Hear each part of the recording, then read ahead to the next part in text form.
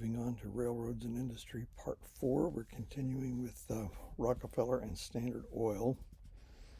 Now, what's changed here is that since New Jersey allows interstate corporate ownership, the holding company now owns all these oil companies. They're still separate oil companies, but Standard Oil, as a holding company, owns them outright.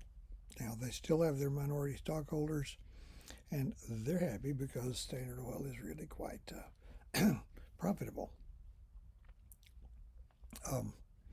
The public still called it a trust, even though technically it's become something else. Now, around the turn of the century, specifically the little over half a decade between 1898 and 1904, there were 3 times as many corporate mergers as there had been up to that point in all of American history.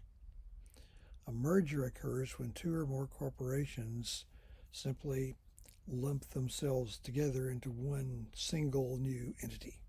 And that's what happens. That was the trend around the turn of the century. Is that first you had competing companies, then you had trusts that became holding companies, and now they become just monopolistic companies.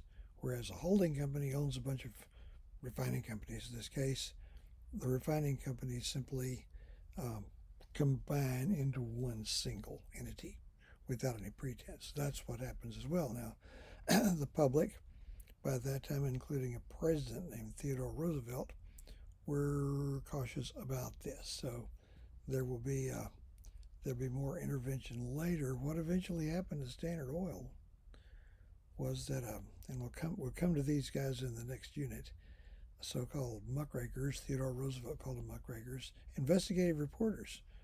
A woman named Ida Tarbell published a book called The History of Standard Oil, and it gave all the dirty details of how Rockefeller had gone about assembling his empire, and this became the subject of court action. And in 1911, a federal court ordered that Standard Oil be broken up into something like almost 24 separate oil companies again.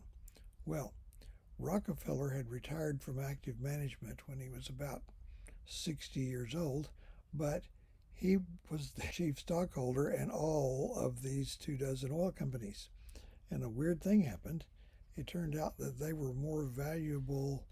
If you add up their value as separate companies, it exceeded the value they'd had as a single company. Sometimes they would double and triple in value. So Rockefeller just became outrageously wealthy. And some people assume that made him a bad man. As late as 50 years ago, 6 of the 10 largest oil companies in the United States, refining companies, had started out as chunks of Standard Oil. Okay? Today, ExxonMobil started out as part of Standard Oil. So did Chevron. So it's still there. And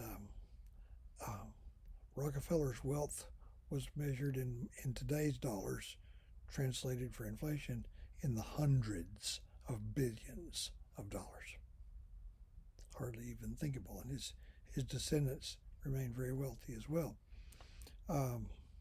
Rockefeller went into retirement and reshaped philanthropy. The Rockefeller Foundation, they're targeting who they were donating money to and all of that. He gave away just vast fortunes, and in the dollars of his own day, they would have been hundreds of millions. Rockefeller, by the way, was a very religious man. He was an active Northern Baptist. He taught a Sunday school class throughout his life, and maybe as a joke, he had a kind of habit of giving small change to children and sometimes other tycoons. He lived to be almost 100, dying at the age of 97 in the year 1937. Might have been 98, somewhere along there. Lived a very long time. Okay, back to Carnegie. His name's supposed to be pronounced Carnegie. I'm having trouble getting used to that. Carnegie Steel was a vertical combination, whereas Standard Oil and most other of these monopolies were horizontal, uniting companies that had formerly been in competition. Um, Carnegie Steel was one of the few examples of a vertical one where, let's say, if you just drew these little stripes on the board, and they're the different stages in the production process, from raw materials, recovery, transportation, it's all the way out to retail.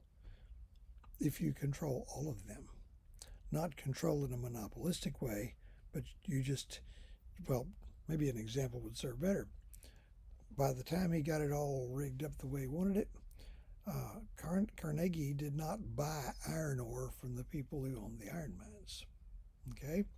He had bought the iron mines. He didn't buy coal either. He owned the coal mines. He didn't pay railroad companies to ship the coal, although there was a significant phase where he didn't ask the railroad companies what they would charge. He told them what he would pay, take it or leave it. But he ended up buying the railroad companies. So he had his big steel mills and all that. Now, there were other steel companies. It's not a monopoly, but he was in command of each step of his own process.